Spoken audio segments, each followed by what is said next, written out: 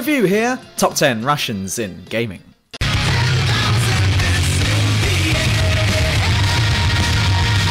Misha Shenko. This bastard from Word in Conflict has loose cannon written all over his forehead. He'd even go as far as labelling the failed invasion of America as a crusade against those who would stand up against international communism, and in doing so, also turning their backs on Tetris, Russian dolls, and mother-loving Smirnoff Ice. This man's belief in the communist ideal is so strong that he'd even go as far as disobeying direct orders from his superiors, shooting his superiors, and even taking a leak on his superiors.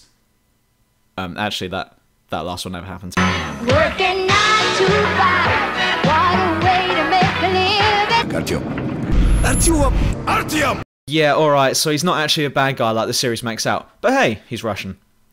The name of the main character in Metro 2033 and the upcoming Metro Last Light, this guy's name can be heard coming from almost everyone who sees him as you hear his name again, and again, and again.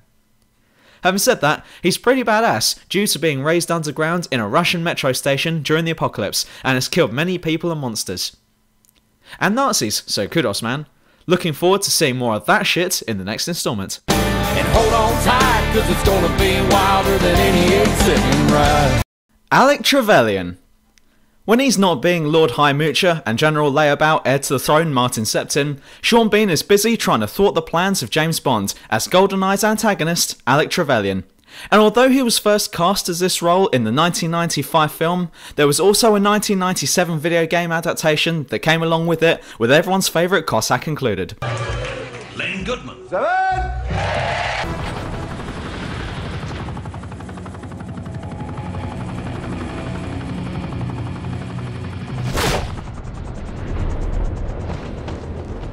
Vladimir Makarov. I'm now standing by for the flood of "why is a Call of Duty character so low on this list" comments. Shakar Makarov is what we refer to in Western civilization as a dick. Starring as the main enemy in the second and third installments of the Call of Duty Modern Warfare series, Makarov is leader of the Russian ultra-nationalists that is trying to, and eventually succeeds in, starting World War III. Fortunately for us, Captain Price and his psychic mustache Joffrey is there to save the day. Tally-ho, mustache!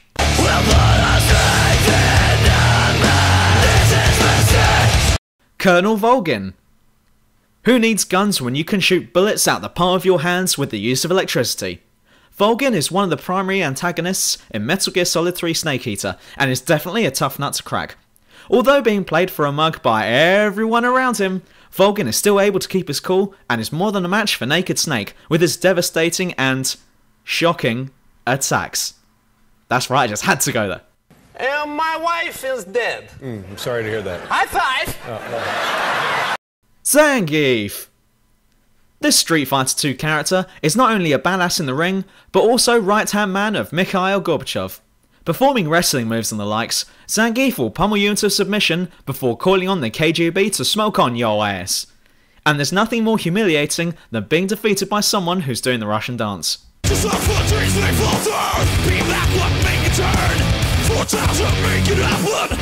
Niko Bellic! Okay, so Niko Bellic may or may not be Russian, but whatever, he's here.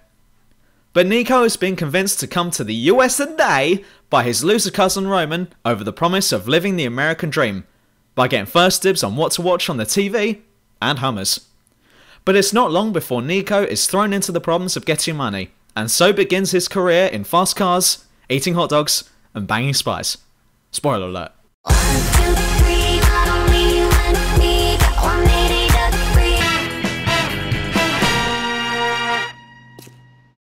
Hevy comes straight off the production line, as he's probably the perfect Soviet soldier.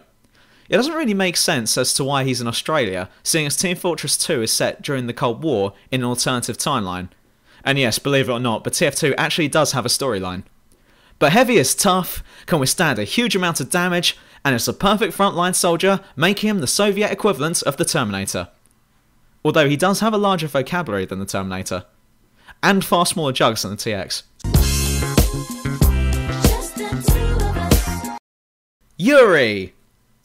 One of the main antagonists of the Red Alert series and head of the Soviet Psychic Corps is the bad man himself, Yuri Geller. Motherfucking spoon lover. Actually, I don't know what his last name is. Yuri is one tough son of a bitch, directly through his abilities to psychically control people and make them do all kinds of crazy shit like jaywalking and not tipping at restaurants. That said, he's also not afraid to get people to blow their own brains out in an attempt to undermine international capitalism. One more time, Joseph Stalin! There was no chance at all that I was going to make a Russian-based list and not have Uncle Joe at number 1. Yes, Stalin wins number 1 in his involvement in the game Stalin vs Martians, and despite the game being about as much fun as being Justin Bieber's babysitter, you cannot deny the hilarity of seeing a giant Joseph Stalin walking across the map and destroying aliens. Stalin smash! And it would seem that Captain Price isn't the only one to be blessed with divine mustache powers.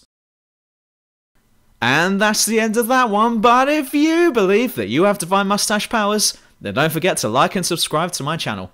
Also, check out all the previous True Review episodes, and I'll see you all sooner than you know it.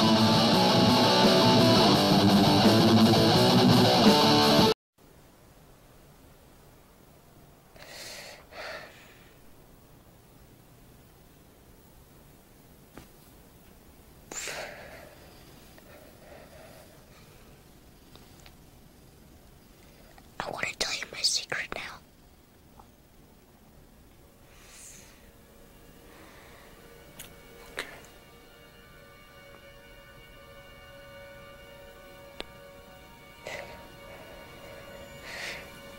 I'm a firing my leg off!